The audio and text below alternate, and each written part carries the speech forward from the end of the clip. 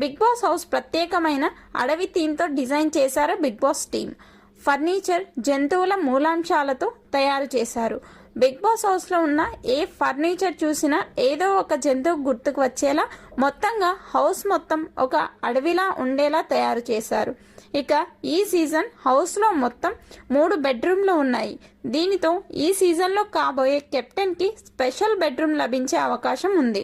ఇక big boss Telugu season 8లో తొలి రోజు బిగ్ బాస్ హౌస్లోకి అడుగుపెట్టిన ఆ 14 మంది పోటీదారులు ఎవరు అంటే అభినవ్ నవీన్, నిఖిల్, నాగమణికంఠ, శేఖర్ భాష, ఆదిత్య ఓం, పృథ్వీరాజ్